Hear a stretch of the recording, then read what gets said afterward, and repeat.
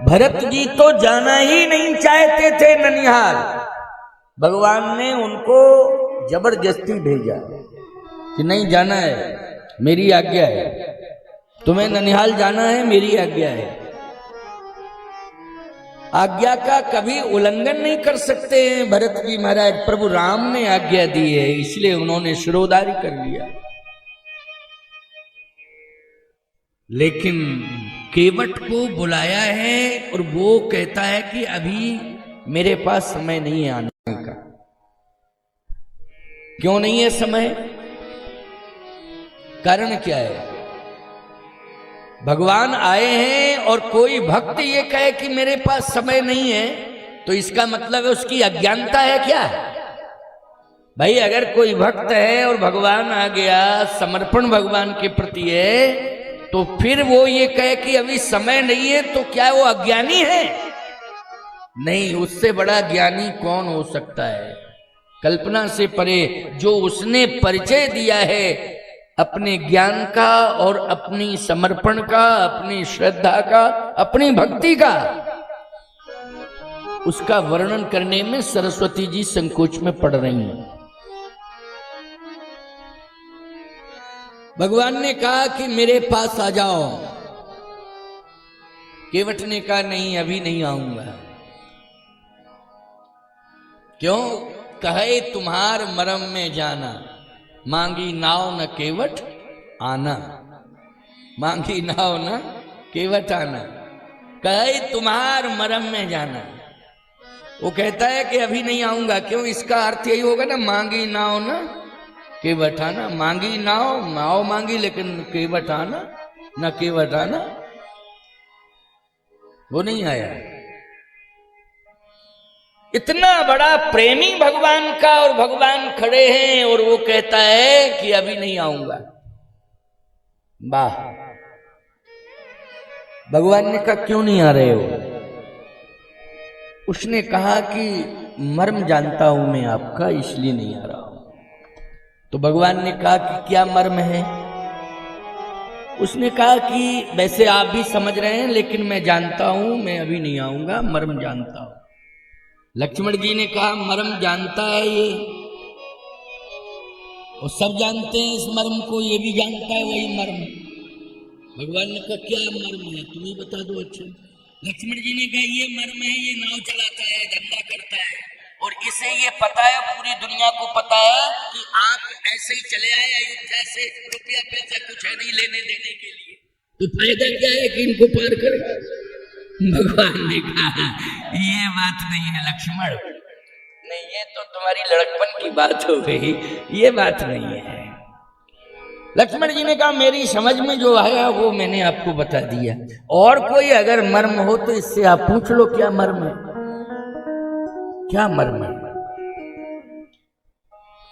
केवट ने कहा कि बड़े बड़े ऋषि मुनि महात्मा भजन करते हैं, लेकिन आप वो सौभाग्य उन्हें भी नहीं दे रहे।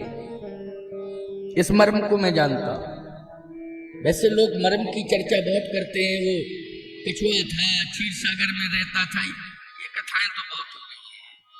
ठीक है, अपने अपने भाव है, अपनी अपनी विचारधारा है। भाई कोई इस भाव को मानता हो तो अच्छी बात है, मेरा कोई खंडन मंडन नहीं है। लेकिन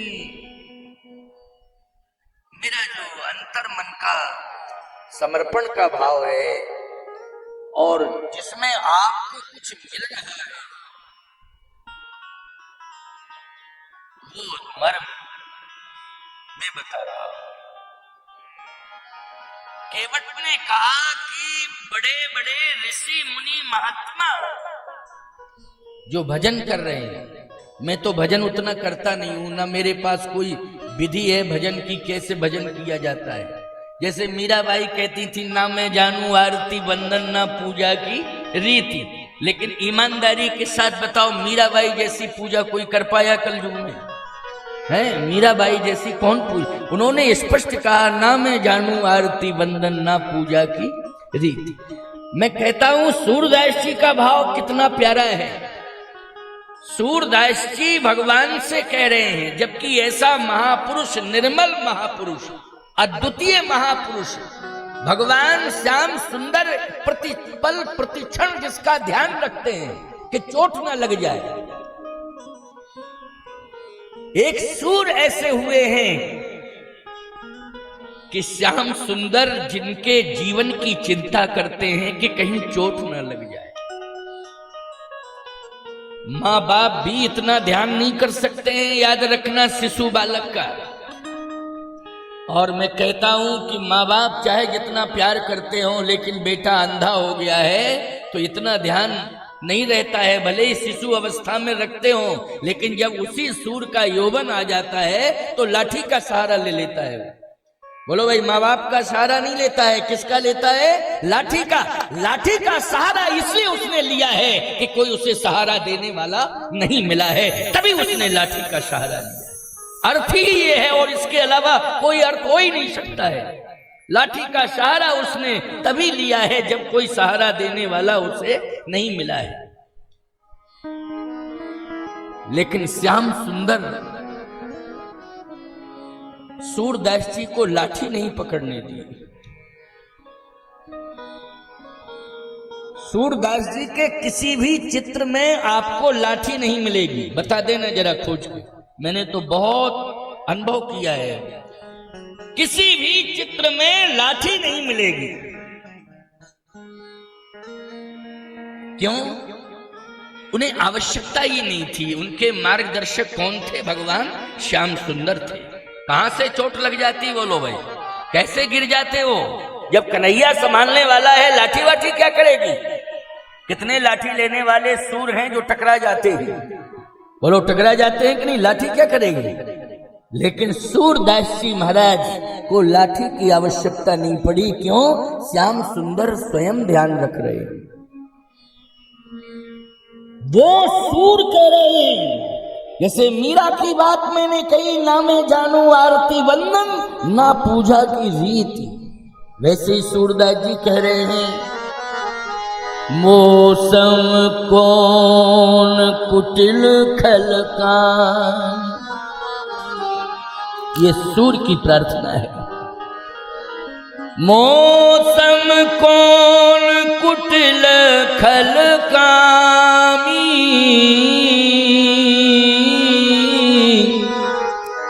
जही तन दियो ताहे बिसरायो, ऐसो नमक हराम। बोलो भाई, जो सूरदास जी प्रार्थना में कह रहे हैं, क्या ऐसा कुछ उनके अंदर है? नहीं। नमक हरामी कौन कहेगा सूरदास जी को? उनसे बड़ा साधु कौन है?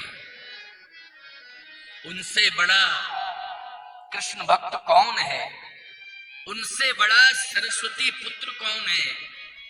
एक एक पद पर, उनकी कविता पर आज लोग पीएचडी कर रहे हैं। बोलो, कर रहे हैं कि नहीं?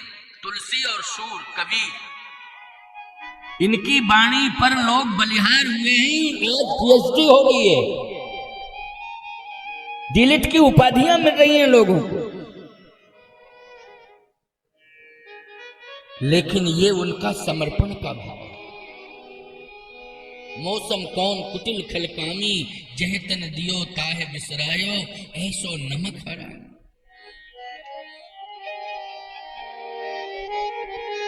केवट कहता है कि महापुरुष, महात्मा, भजन करने वाले, तपस्वी, बड़े बड़े विद्वान, जो कर्म कांड में निष्णात हैं, जो वैदिक रीति रिवाज से आपका पूजन करते हैं, यजन करते हैं, हवन करते हैं, आपका चिंतन और मनन करते हैं, लेकिन आप उन्हें चरणों में जगह नहीं देते।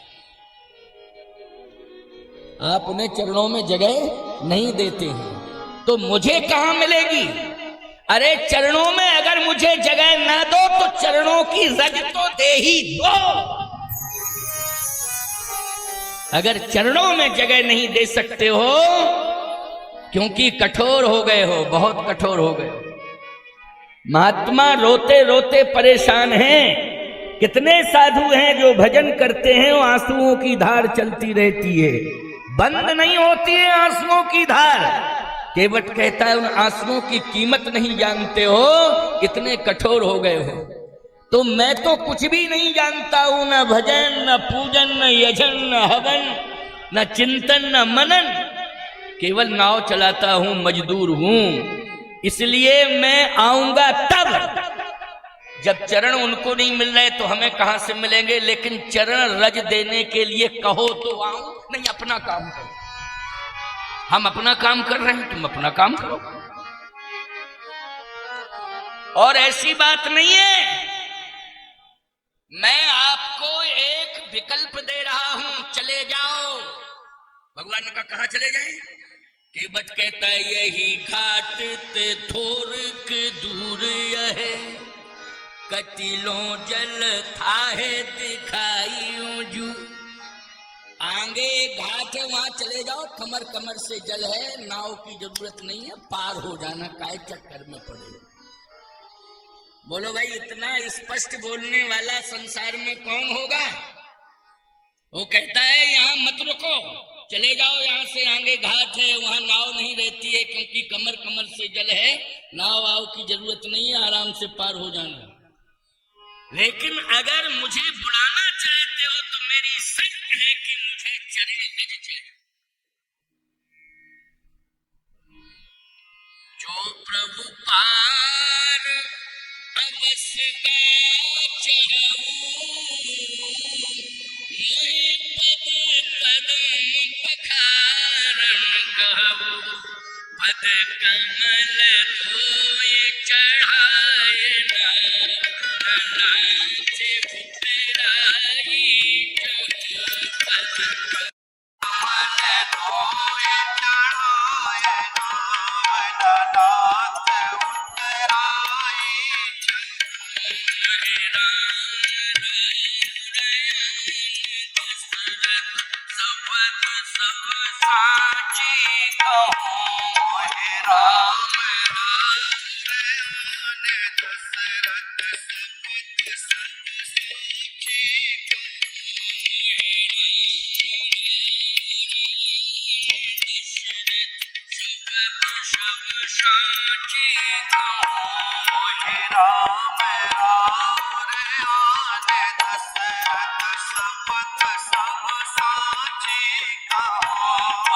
कमल धोए चढ़ाए नावन नाथ उतराई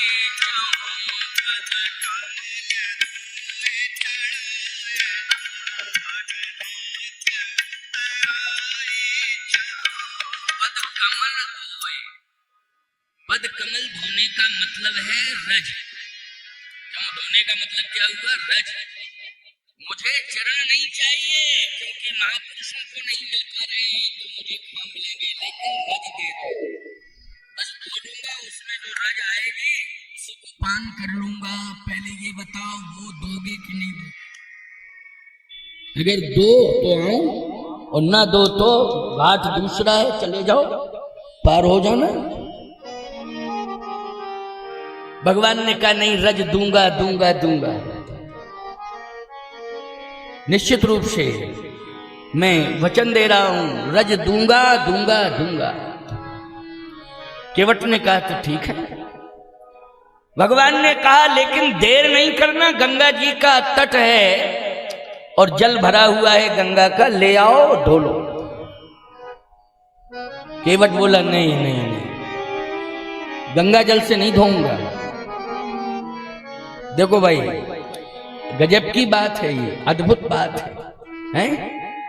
भगवान से इतनी बातें कोई कर पाया है? सोचो जरा, कौन कर पाया है इतनी बातें? तो कोई कर ही नहीं सकता है। बड़े बड़े ज्ञानी ब्रह्मा नहीं कर सकते हैं, जो ज्ञान के मार्तंड हैं। बोलो भाई, ब्रह्मा वो नहीं बोल सकते हैं भगवान से इतना।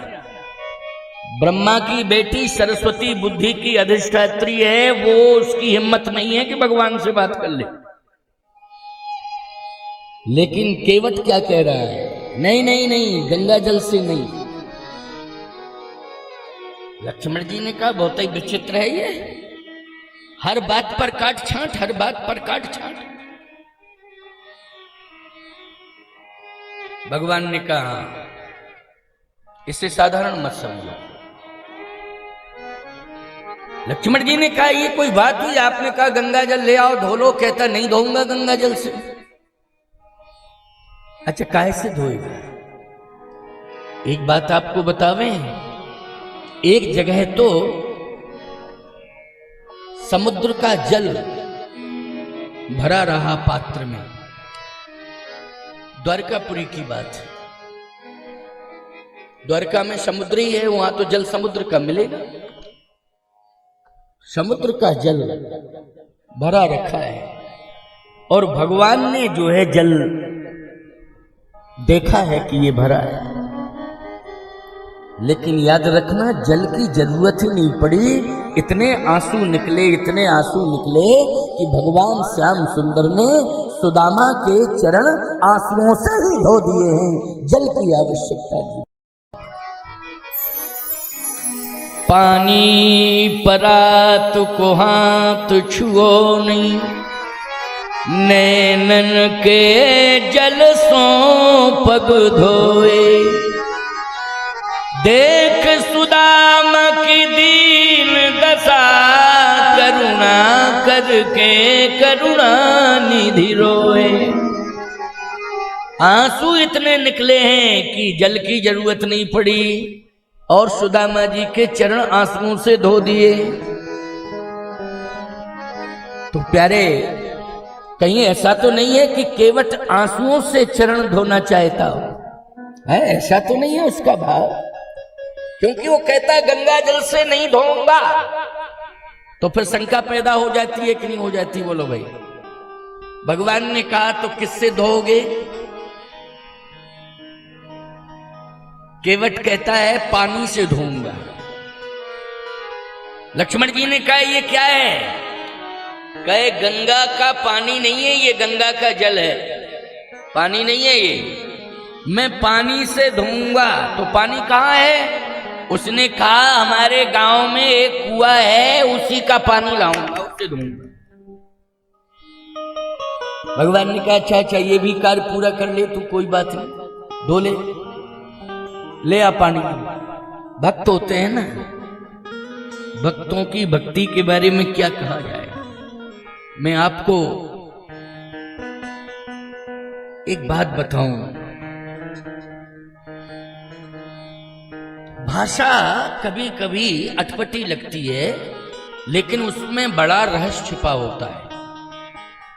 और प्रेमी की भाषा कितनी अंतरंग होती है ये बाद में समझ में आता है, पहले अटपटी लगती है भाषा। एक बार एक मेरे महात्मा, मेरे साथी, मेरे ही साथ में वो वर्षों एक साथ रहे, आदान प्रदान में एक दूसरे के प्रति बड़ा ही प्रेम का भाव, आदर का भाव भी। हम उनका आदर करते थे, वो हमारा आदर करते थे, वो हमको प्रेमी मानते थे, हम उनको प्रेमी मानते थे। लेकिन अंतर इतना था कि वो पढ़े लिखे नहीं थे, लेकिन बचपन का प्रेम, अब वो बचपन में हो गया, प्रेम हो गया। रूठ जाते थे वो तो हम टिक्कड़ बना के खिलाते थे, प्रेम की बात है। तो रोज तो वही खिलाते थे मुझे, लेकिन जिस दिन नाराज हो जाएं उस दिन हमको ही ठोकनी पड़ती, वो खिलाने पड़ते थे। और पैदल चलते थे, भ्रमण करते थे। उस समय जमात में रहने का ज्यादा अभ्यास था, साधुओं की जमात में, और यत्र तत्र ऐसे ही 15-15 दिन, महीने महीने भर तक कथाएं होती थी और पढ़े रहते थे। जमात का जमाना था, उस समय की बात बता रहे। तो बड़ा प्रेम हो गया था हमारा उनका। इसके बाद हम जब मठाधीश बन गए, महंत बन गए, तो हमारी उनकी दूरियां हो गई। उन्होंने कहा कि मैं अब आपके पास नहीं रह पाऊंगा। क्यों? आप महंत हो गए हो और महंत की मर्यादा होती है, शायद मैं उसका पालन न कर पाऊंगे। बोले शायद मैं न कर पाऊं पालन, महंत हो गए हो भाई, पद की गरिमा है। ये तो इतना तो भाव था ही, अपनी भाषा में बोले हो जिस क्षेत्र के थे। मैंने कहा कोई बात नहीं, लेकिन हमेशा जो है याद आती थी एक दूसरे की। एक दिन वो बीमार पड़ गए, इतने बीमार हुए कि अस्पताल में डॉक्टर कहे कोई बीमारी ही नहीं है, और लगता ये था कि प्राण निकल जाएंगे। तो कहने लगे मेरा नाम लेकर के उनको बुलाओ, मैं ठीक हो जाऊंगा। प्रेम की बात है। अरे भाई मैं डॉक्टर नहीं हूं, मैं कोई दवा नहीं देता हूं, और वो मेरे मित्रवत संबंध उनके, तो कोई जादू टोना भी मैं कहां करूं, मित्र का काम बराबरी का है। लेकिन कहा उनको बुलाओ, मैं ठीक हो जाऊंगा। मेरे पास सूचना पहुंची, मैं व्यस्त था, लेकिन मैंने कहा नहीं, अस्वस्थ है, मैं जाऊंगा। जैसे ही मैं पहुंचा तो पहले तो मुझे हृदय से लगाया, रोए। अरे मैंने कहा रो नहीं, क्यों दुखी हो रहे हो, मैं तो आ गया। बोले बस अब मैं बच जाऊंगा। मैंने कहा मैं डॉक्टर नहीं हूं ना, मैं कोई दवा लेके आया हूं, डॉक्टर ही दवा देगा। डॉक्टर कहता कोई बीमारी नहीं है। महाराज कोई बीमारी पकड़ में ही नहीं आ रही है। मैंने कहा सही बताओ, इतने ये बीमारी का नाटक किया है कि वास्तव में बीमार थे? उन्होंने कहा मैं नाटक वाटक तो नहीं करता हूं, लेकिन हृदय के अंदर कुछ घबराहट सी थी, और वो घबराहट को डॉक्टर नहीं समझ पा रहा है, लेकिन मेरी घबराहट दूर हो गई आपको देखने से। चलो, मैंने कहा आप तो ठीक हो गए हो ना, चलो अब हमारे साथ में। तो रोते रोते कहते हैं कि आपका मैं ऋणी हो चुका हूं। मैंने कहा काय का ऋण? बोले आप जो है काम काज छोड़ के, व्यस्त हो, व्यस्तता छोड़ के मेरे पास आए और मेरे प्राण बचाए। बोले मैं ऋणी हो गया। अब मैं भगवान से कहता हूं कि इसी तरह आप भी अस्पताल में पहुंचे तो हम पहुंच करके आपका ऋण से ऋण हो जाऊं। अरे मैंने कहा बाबा क्या बोल रहे हो तुम, हैं? काय के लिए मुझे जबरदस्ती बीमार कर रहे हो, हैं? देखो भाई प्रेम है, ये क्या है? ये प्रेम है। उनको ये बोध नहीं है कि इसका अर्थ क्या है, इसका अर्थ क्या है, ये उन्हें बोध नहीं है। लेकिन इतना बोध है कि इसी तरह मैं भी पहुंचूंगा, मैं भी ये करूंगा, मैं भी इस तरह से हृदय से लगाऊंगा, मैं भी समाधान करूंगा। ये अपने मन में वो अनुमान लगा रहे हैं। कहने का तात्पर्य मेरा ये है, ये भाषा पर ध्यान नहीं देना है, उनके अंतरंग भाव पर ध्यान देना है कि कितना प्रेम है, कितनी प्रीति है। भाषा वाले लोग चूक जाते हैं प्यारे, लेकिन प्रेमी नहीं चूकते हैं।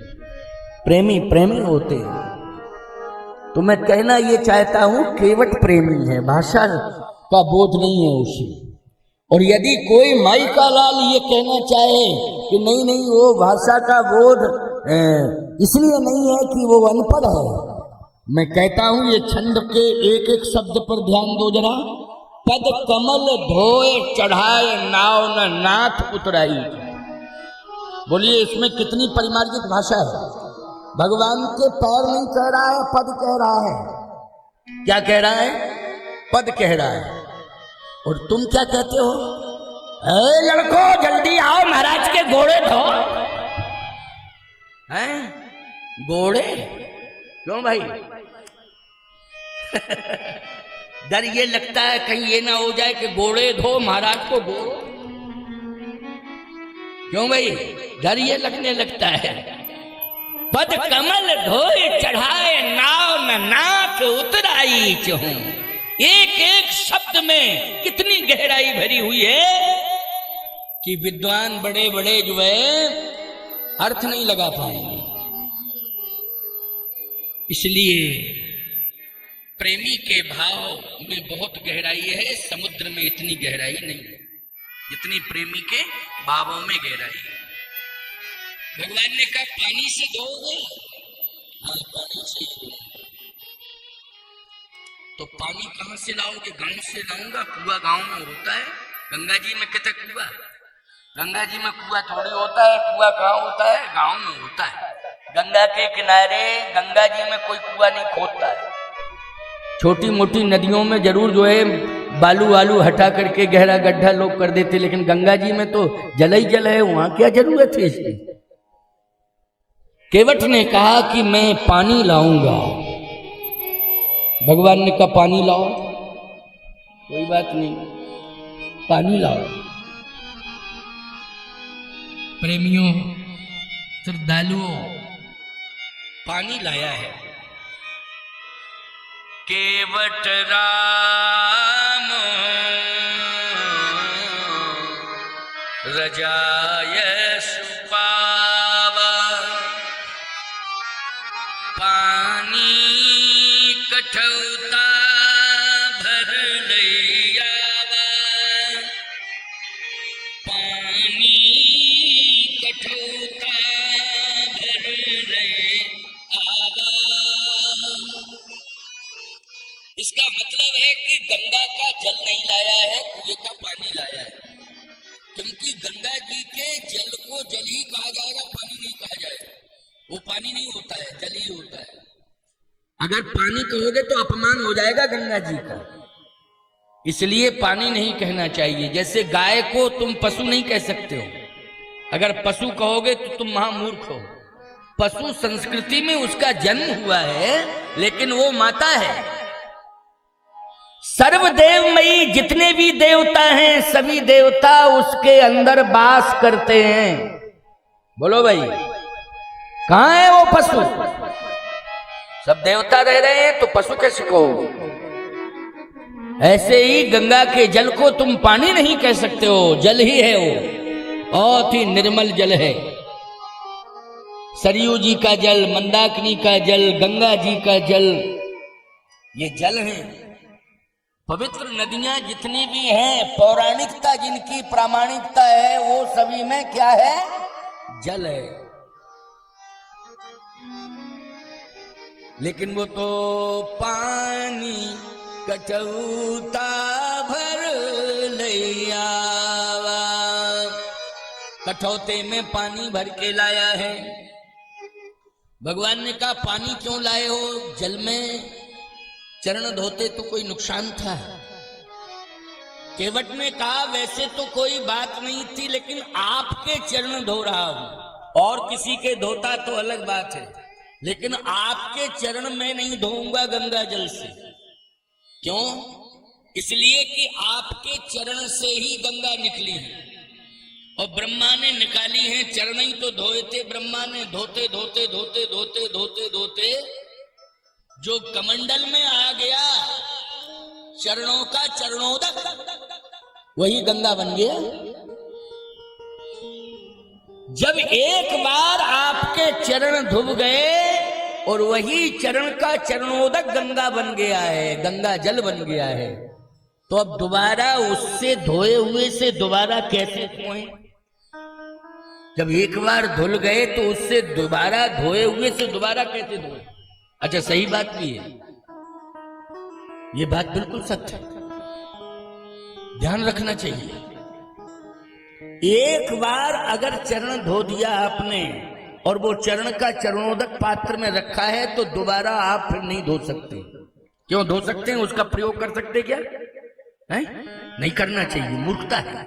अब करने के लिए तो लोग विचित्र होते हैं, करते हैं। क्या करोगे? एक बार हमारे चरण धोए एक जगह घर में, अच्छा चरण धोए तो एक पंडित जी थे, बोले ऐसा करो भाई, पूरे घर में ये जल छिड़क दो। जो उनके पुरोहित जी थे वो बता रहे थे बात अपनी मर्यादा में, पूरे घर में छिड़को चरणोदक, भगवान महाराज का चरणोदक पूरे घर में छिड़को, और पान करो, अपने सिर पर डालो, पान करो, सभी कमरों में जाके छिड़को। भाने हमें से शुरुआत कर दी, वही जल उठा के हमारे ऊपर छिड़क दिया। क्या बता दे, शुरुआत हमसे ही कर दी उसने। मैंने कहा अब हमको जनेऊ बदलना पड़ेगा, देखो स्नान करो, यज्ञोपवीत बदलो, बहुत सारा छिड़क दिया। अच्छा, पता ही नहीं चल पाया, हम भी नहीं जानते थे, कोई भी नहीं सोचता था कि ऐसा एकदम अब कड़ाई बैठा क्या किया जाए, घर चुका अब क्या किया जाए। तो इसलिए कभी कभी ऐसा ही होता है, लेकिन याद रखना, ध्यान तो देना चाहिए। ये कितना ध्यान दे रहा है कि नहीं नहीं इससे मैं चरण नहीं धोऊंगा, नहीं पखारूंगा इससे चरण, क्योंकि ये गंगा जल आपके चरण पखारने से ही आया है। जब आपके चरण से ही निकला है तो दोबारा कैसे प्रयोग करें? लक्ष्मण जी बोले बड़ी ऊंची बात करता है ये भैया, बहुत ही ऊंची बात, यहां तक तो मेरी भी बुद्धि नहीं जा पा रही थी। भगवान राम बोले तुम्हारी बुद्धि क्या, हमारी बुद्धि नहीं काम कर रही थी, हम भी नहीं सोच रहे थे कि इतनी गहराई तक चला जाएगा।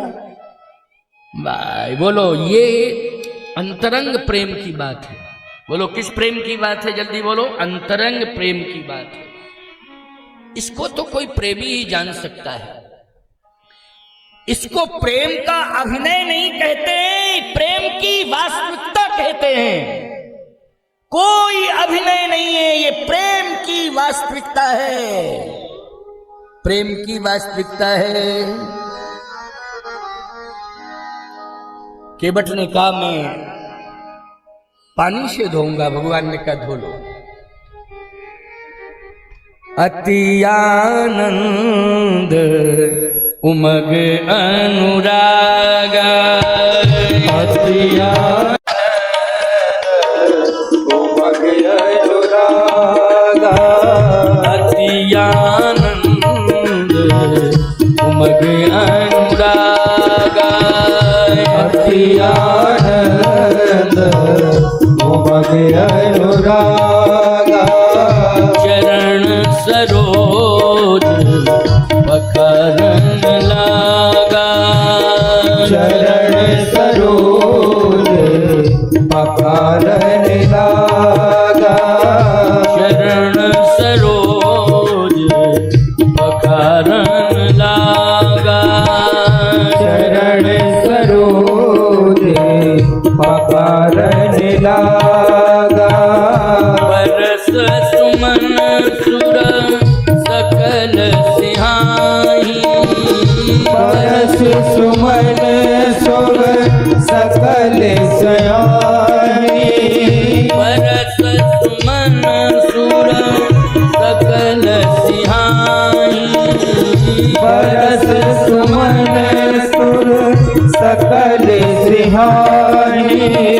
यही सम पुण्य पुंज को नाही, यही सम पुण्य पुंज को नाही, यही सम पुण्य पुंज को नाही, यही सम पुण्य पुंज को नाही।